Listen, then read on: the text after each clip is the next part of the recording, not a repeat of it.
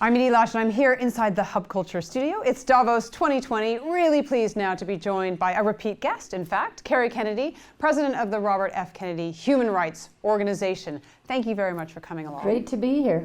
Tell me, first of all, what the Robert F. Kennedy Organization, Human Rights Organization, does. So we were started in 1968 to carry forward my father's unfinished work on social justice. We sue governments that are abusing human rights. We've never lost a case. We have about 35 at any given time. Never lost a case. No. Nice. Yeah, and we work with the investment community on human rights and investment outcomes, and then we work on human rights education. Okay, so tell me if there's one thing that you think you could do to make an enormous difference for the next generation. What would it be? Well, I think that's human rights education. And, you know, human rights education is a combination of making sure kids know what rights are.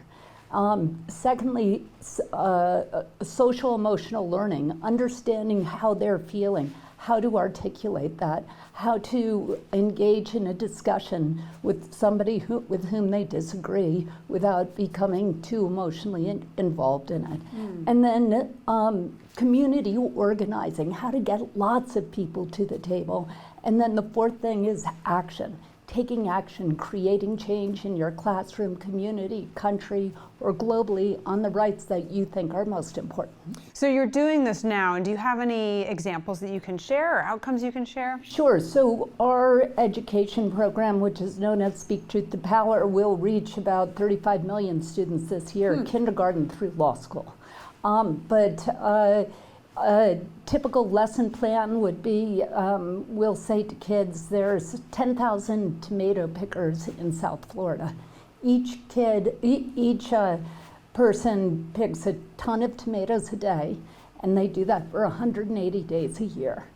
Those are bought, about 40% of those tomatoes are bought by Burger King or McDonald's or one of the companies, and that company is then owned 70% by Goldman Sachs. How much would it cost Goldman Sachs to give a penny per pound raise to the tomato pickers, and how does that compare to the bonuses paid to the top 10 Goldman Sachs employees last year? So you see that they're doing basic math. These are 5th or 6th graders, you know, maybe 10 or 11 years old.